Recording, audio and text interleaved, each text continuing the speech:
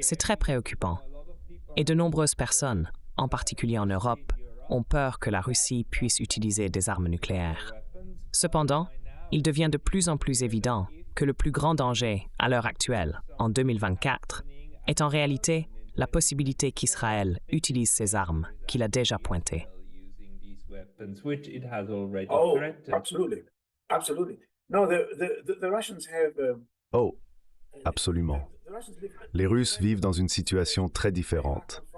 Ils sont confrontés à l'Occident, principalement aux États-Unis, mais aussi à la France et au Royaume-Uni, qui possèdent des armes nucléaires. Par conséquent, ils seraient très prudents dans l'utilisation des leurs.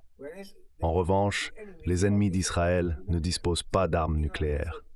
Israël maintient une sorte de monopole nucléaire au Moyen-Orient, ce qui lui permet d'utiliser son arsenal nucléaire comme moyen de dissuasion contre les pays environnants qui ne peuvent pas répondre de la même manière. As a threat to surrounding countries that these could not possibly answer.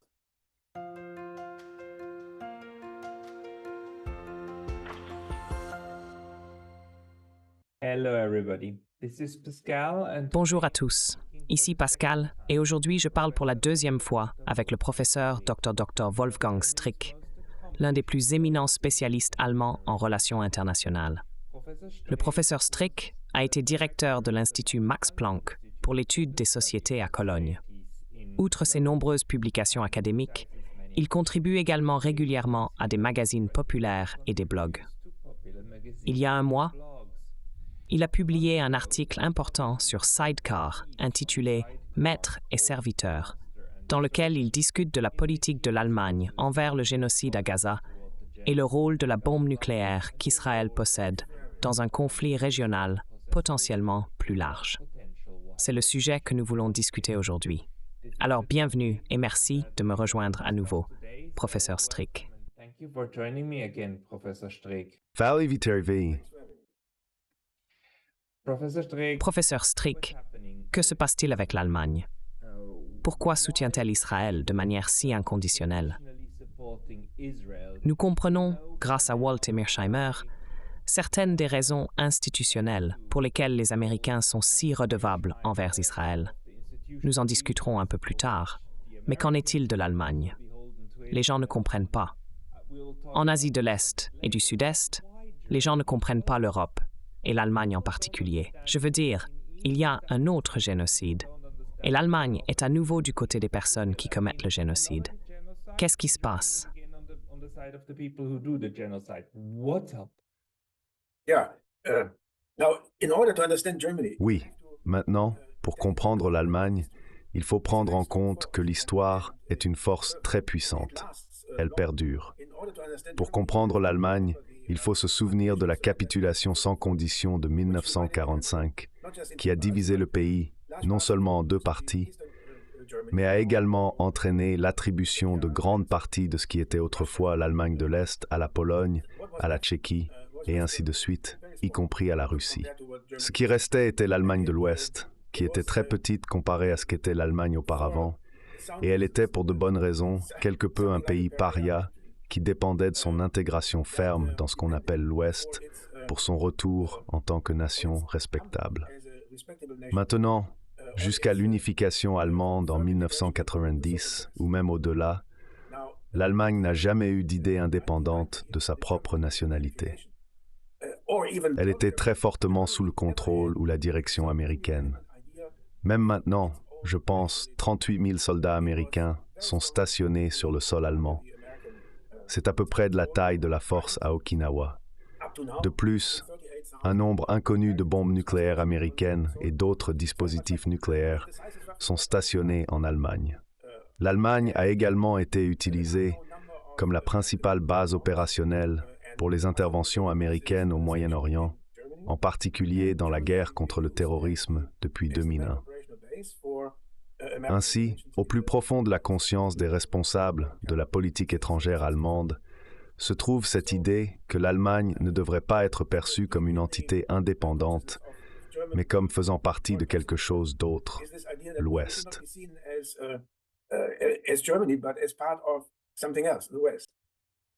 Now, after 1990, Après 1990, l'Europe est devenue de plus en plus le point central. Si vous demandiez à un politicien allemand où se situent les intérêts de l'Allemagne, il dirait probablement en Europe. De plus, une partie de la résurgence de l'Allemagne après la Seconde Guerre mondiale a été sa relation précoce avec Israël.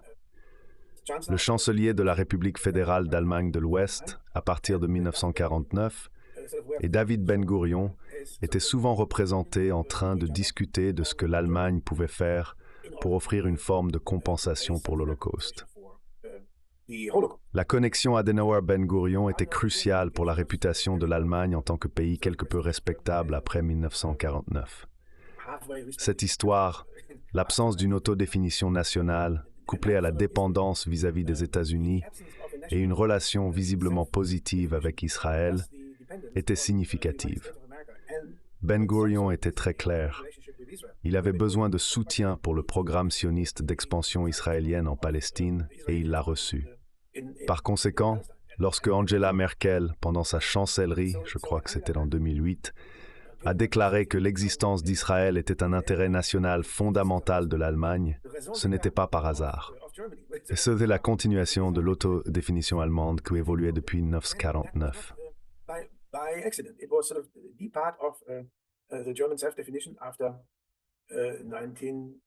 Je sympathise beaucoup avec votre point de vue sur la décision de l'Allemagne dans un contexte historique. D'autre part, même pendant la guerre froide, il me semble que certaines administrations, comme celle de Willy Brandt avec sa célèbre Ostpolitik, n'étaient pas aussi étroitement alignées avec les Américains qu'elles le sont aujourd'hui, 30 ans après la chute du mur de Berlin. Donc, quelque chose a changé au cours de ces 30 ans. Et nous le voyons pas seulement en Allemagne. Cela se passe dans toute l'Europe. C'est même vrai pour des endroits comme la Suisse, où soudainement l'idée d'être un bon citoyen du monde signifie s'aligner avec l'Occident et les États-Unis contre toutes les forces du mal perçues, que ce soit en Russie, au Moyen-Orient ou en Chine. C'est un récit de nous, les bons, contre eux, les méchants. Et l'Allemagne semble adopter particulièrement fermement cette position. Expliquez-vous ça tout haut. Can you explain to yourself why that is?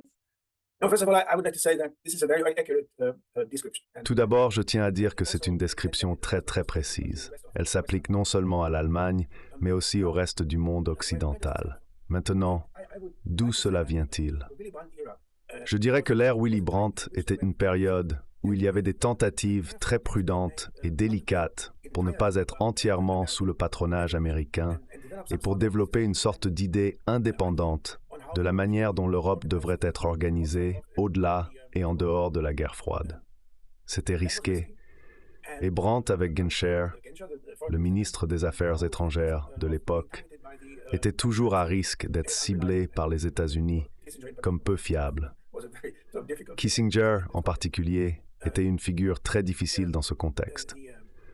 Pour surmonter cette suspicion, dans les années 1970, ils ont proposé aux Américains de stationner des missiles nucléaires à portée intermédiaire en Allemagne, ce qui était assez risqué, car cela donnait aux Américains 2 bases pour tirer sur l'Union soviétique. Ils pouvaient même utiliser leurs missiles européens de manière unilatérale pour une première frappe et ensuite rester sur place, tout en conservant les autres missiles intercontinentaux. L'Allemagne, comme vous vous en souvenez, a vu ses citoyens organiser d'énormes manifestations contre ce stationnement dans les années 1980. Cela s'est terminé par l'acceptation par l'Allemagne de ces missiles américains, ce qui a facilité en 1990 l'accord des Américains pour la réunification allemande. À partir de là, il y a eu des cas de ce que l'on peut appeler une obstruction secrète de la politique américaine, en particulier en relation avec la Russie. D'abord, il y a eu Schröder et Chirac refusant de rejoindre l'invasion américaine de l'Irak. Puis en 2008, Merkel et Sarkozy ont bloqué l'adhésion de l'Ukraine à l'OTAN. Merkel and Sarkozy blocked the accession of Ukraine to NATO at the NATO summit meeting. They were the only ones, but they mattered. Lors du sommet de l'OTAN, ils étaient les seuls qui comptaient.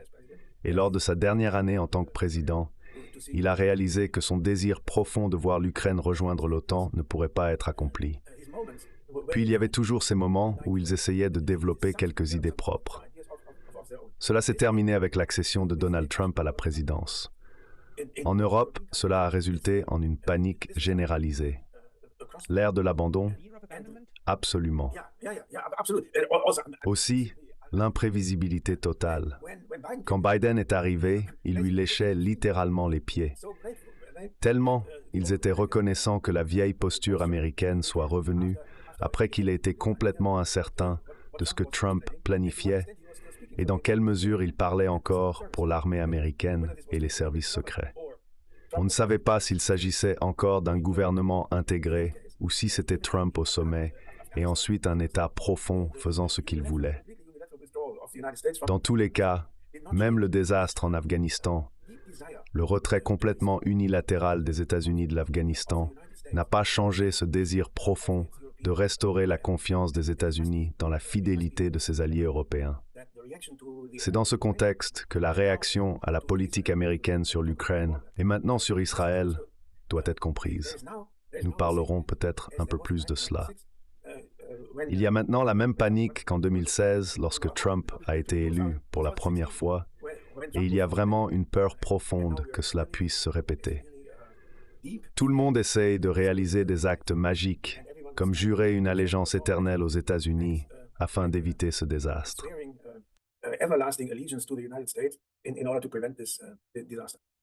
Voluntary servitude La servitude volontaire et la peur de l'abandon conduisent à des résultats très préoccupants. Cela inclut le chancelier actuel, se tenant à côté du président des États-Unis, déclarant qu'ils peuvent mettre fin à un projet d'infrastructure quand ils le souhaitent.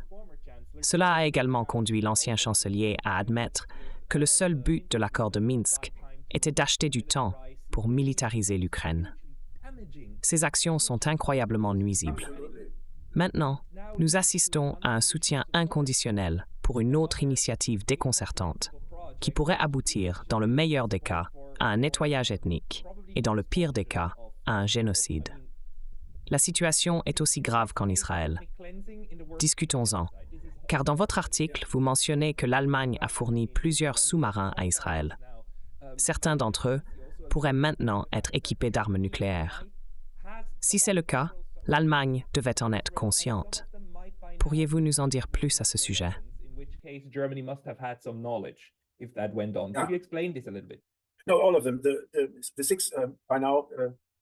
Non, tous. Les 6 sous-marins de classe Dolphin sont tous capables de tirer des missiles nucléaires.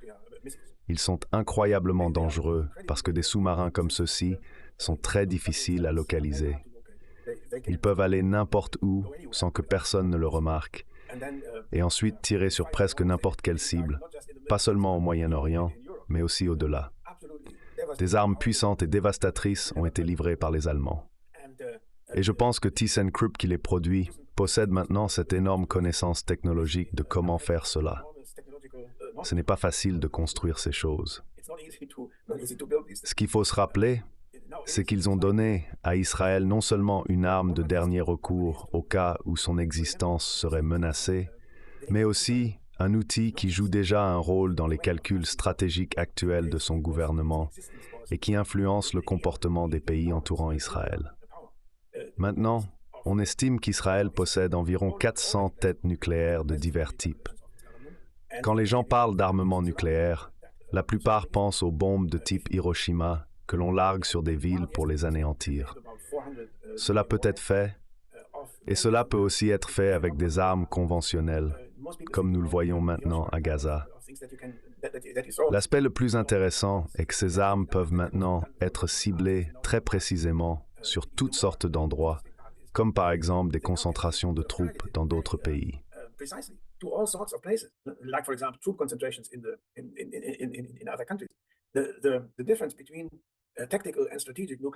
La différence entre les armes nucléaires tactiques et stratégiques a presque été effacée.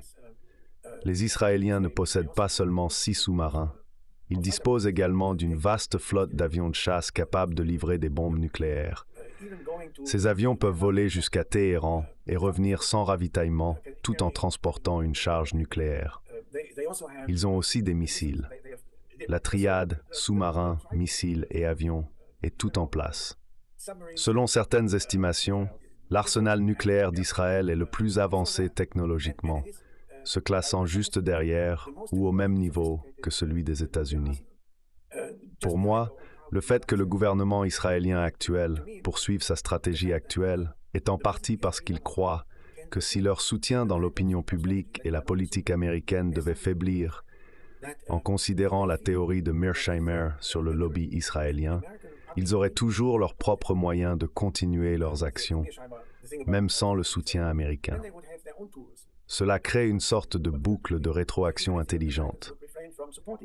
Plus les Américains réalisent que s'ils ne soutiennent pas la politique israélienne concernant les Palestiniens, les Israéliens vont de l'avant de leur propre chef sans le soutien américain, plus les Américains doivent être prudents.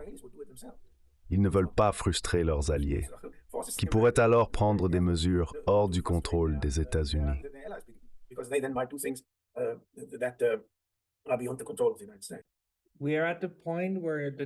Nous avons atteint un point où la queue ne se contente pas de remuer le chien. Elle menace également de punir le chien s'il ne se conforme pas. Cette situation est très effrayante. Beaucoup de gens, en particulier en Europe, ont été préoccupés par la possibilité que la Russie utilise des armes nucléaires. Cependant, il devient de plus en plus évident qu'à présent, en 2024, le plus grand danger réside en fait avec Israël, qui a déjà menacé d'utiliser armes. Oh, absolutely. Absolutely. No, the Russians have... Oh, absolument. Les Russes vivent dans une situation très différente. Ils sont confrontés à l'Occident, principalement aux États-Unis, mais aussi à la France et au Royaume-Uni, qui possèdent des armes nucléaires. Par conséquent, ils seraient très prudents dans l'utilisation des leurs. En revanche, les ennemis d'Israël ne disposent pas d'armes nucléaires. Israël maintient une sorte de monopole nucléaire au Moyen-Orient, ce qui lui permet d'utiliser son arsenal nucléaire comme moyen de dissuasion contre les pays environnants qui ne peuvent pas répondre de la même manière.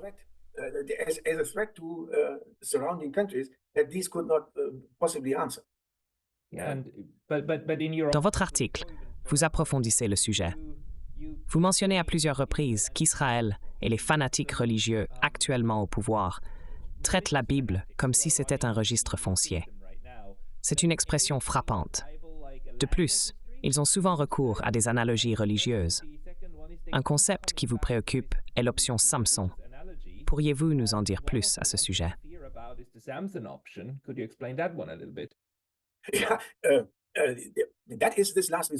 La dernière partie de la capacité nucléaire d'Israël est la capacité de menacer les autres d'annihilation s'ils attaquent Israël d'une manière qui pourrait détruire l'État.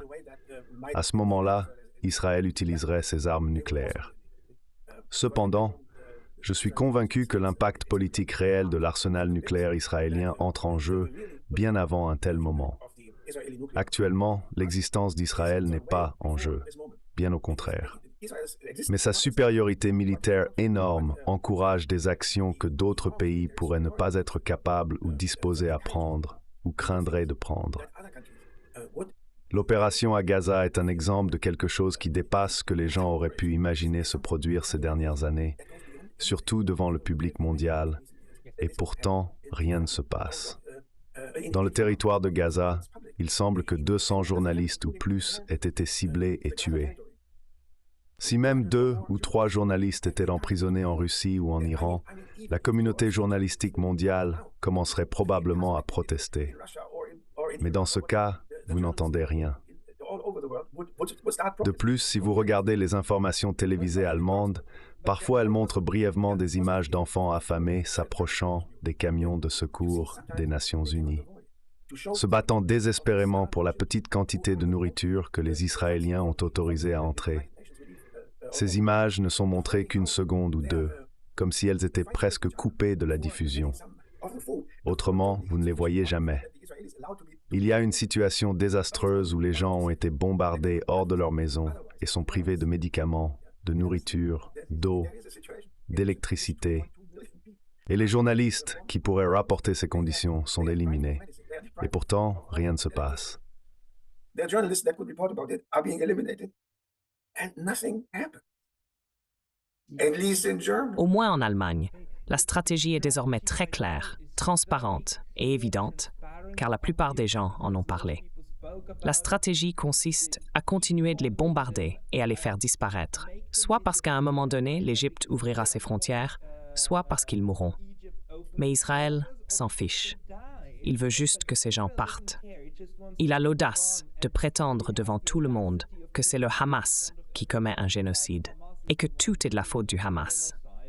Le fait que nous croyons cela nous amène, nous les gens réfléchis, vous, moi et ceux qui regardent ceci, à nous demander comment il est possible que des dizaines de millions de personnes aux États-Unis et en Europe laissent cela se produire et que le processus politique le permette. Nous sommes presque de retour à l'Holocauste, presque littéralement. Je veux dire, le taux de mortalité approche maintenant celui de l'Holocauste. Ce n'est pas tout à fait ça, car il y avait plusieurs milliers de morts par jour pendant l'Holocauste, et nous en sommes maintenant à plusieurs centaines.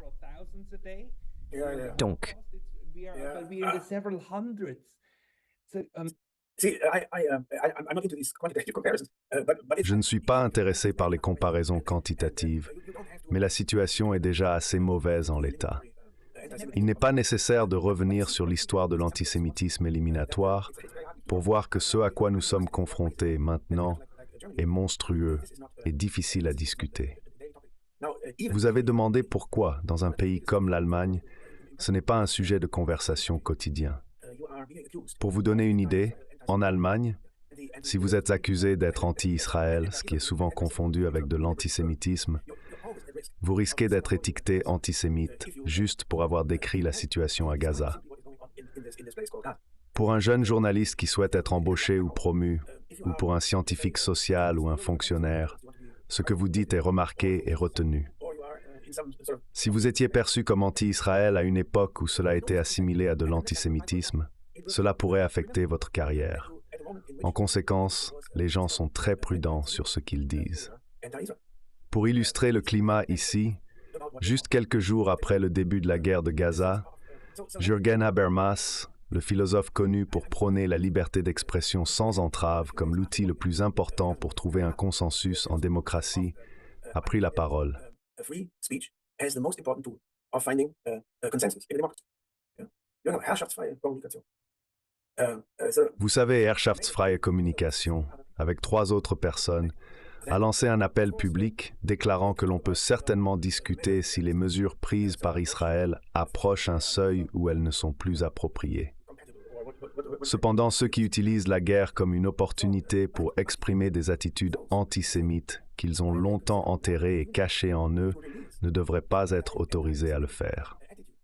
C'est là le problème. Maintenant, vous pourriez vous demander qui peut déterminer si une déclaration condamnant une atrocité comme une monstruosité absolue qui doit être arrêtée immédiatement est motivée par une attitude antisémite cachée ou non. Récemment, l'antisémitisme a été défini comme une attitude ou un sentiment. Vous souvenez-vous de la définition de la mémoire de l'Holocauste? Vous pouvez nier avoir ce sentiment. Mais ensuite, des experts peuvent diagnostiquer que votre expression de dégoût pour ce qui se passe est en réalité motivée par une attitude antisémite longtemps cachée. Que pouvez-vous faire dans un tel cas? Pouvez-vous simplement dire « je ne suis pas antisémite » ? Cela semble ridicule. Par conséquent, il y a cette profonde suspicion ancrée dans le discours public allemand que celui qui s'exprime sur ce qu'il voit ne le fait pas par dégoût pour le massacre de masse, mais parce qu'il nourrit une haine envers les Juifs. Vous comprenez que c'est sous ce nuage que nous opérons ici. C'est juste tellement triste parce que You understand that this is sort of the cloud in which we're moving here. Yeah, it's so sad because in 150 dans 150 ans, les Israéliens, les Allemands et les Américains pourraient se rendre à Gaza pour prier pour la terre qui a été injustement prise, et nous pleurerions pour cette terre. Mais à ce moment-là, tout serait terminé, n'est-ce pas? Même dans quelques mois, tout pourrait être fini. Absolument. La politique est actuellement l'art de contrôler le récit pour les 6 prochaines semaines dans une démocratie. Nous sommes pris dans ce cycle de contrôle narratif. Et nous ne semblons pas nous en libérer. we are in that and we don't get out of it. And Yeah, just yeah. It's all visible. It's all visible to the eye. Tout est visible à l'œil nu. Je pense donc que nous comptons maintenant 25 000 personnes mortes à Gaza, dont 8 000 enfants. Le nombre de soldats israéliens tués est d'environ 200, comparé aux 25 000. Quant au nombre de prisonniers de guerre, il semble qu'Israël n'en fait aucun. Nous n'avons pas vu de camp de prisonniers de guerre où ils auraient amené ces terroristes qu'ils ont capturés à Gaza. Ils sont morts. Ils disent eux-mêmes qu'ils ont tué 8 700 terroristes. Pourtant, nous ne voyons aucun prisonnier de guerre. Yeah, but we don't see any prisoners of war. I mean, it's in the Dans l'affaire devant la CIJ, la défense du côté israélien est qu'ils commettent des crimes de guerre, mais pas de génocide. C'est toute l'étendue de leur défense. Ils admettent commettre des crimes de guerre, mais pas de génocide. Comme nous devons bientôt conclure, j'aimerais entendre vos réflexions sur une publication sur les réseaux sociaux que j'ai trouvée et qui m'a marqué. Elle suggérait que le plus grand accomplissement des racistes européens a été de s'assurer que tous les Juifs aillent au Moyen-Orient pour tuer des Arabes. go to the Middle East and kill Arabs there. Yeah, Oui, les personnes juives que je connais sont unanimement choquées par la quantité de violence dirigée contre ces gens sans défense qui n'ont pas d'avion. Ils n'ont rien. Pourtant, des F-16 sont utilisés contre eux. Les forces de défense israéliennes, comme elles se nomment, ont fièrement annoncé que lors des premiers jours du conflit, elles avaient ciblé jusqu'à 100 000 sites à Gaza. Maintenant, quand on considère que Gaza est à peu près de la taille de Munich, il est difficile de comprendre comment autant de cibles ont pu être identifiées. L'explication donnée était qu'ils ont utilisé l'intelligence artificielle. Normalement, identifier une cible pour les missiles, l'armée de l'air et les avions équipés de machines de tuerie ciblées prend 2 ou 3 jours. Ils ont prétendu que sans l'intelligence artificielle, qui implique essentiellement des drones dirigeant les avions vers des cibles potentielles, ils n'auraient pas été capables de localiser tous ces sites. Cette information est disponible. Vous pouvez la trouver si vous cherchez suffisamment attentivement. Et les personnes juives que je connais, peut-être est-ce juste ma génération ou ceux qui ont des vues de gauche, sont tous absolument ébranlés.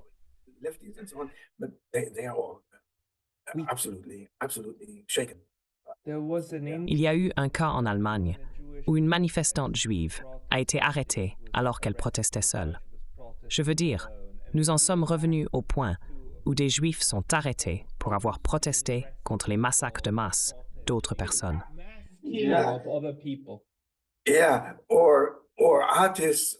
Oui, ou des artistes ou des scientifiques qui sont désinvités.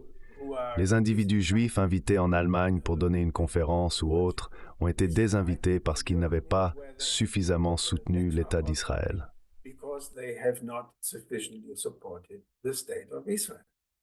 Dernière question très brève. Avez-vous un espoir que quelqu'un en dehors de l'Occident, que ce soit la Russie ou les BRICS, puisse aider à y mettre fin sans qu'une guerre régionale n'éclate?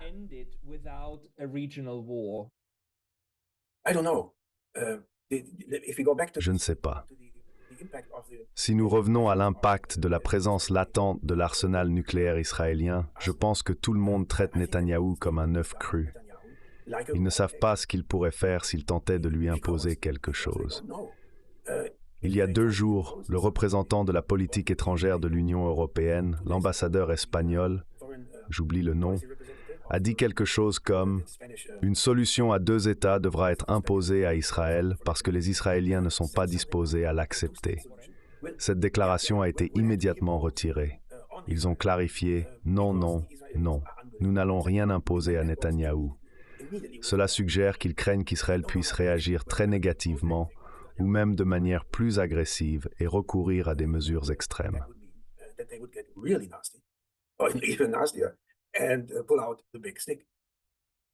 Contre les autres, pas seulement les Palestiniens, mais tous ceux qui les entourent. Oui, certainement. Ce ne sont pas des perspectives très réjouissantes, mais je tiens à vous remercier beaucoup, professeur Streich, pour vos éclairages. Thank you very much, Professor Streeck, for your insights. Non, je vous remercie. Thank you.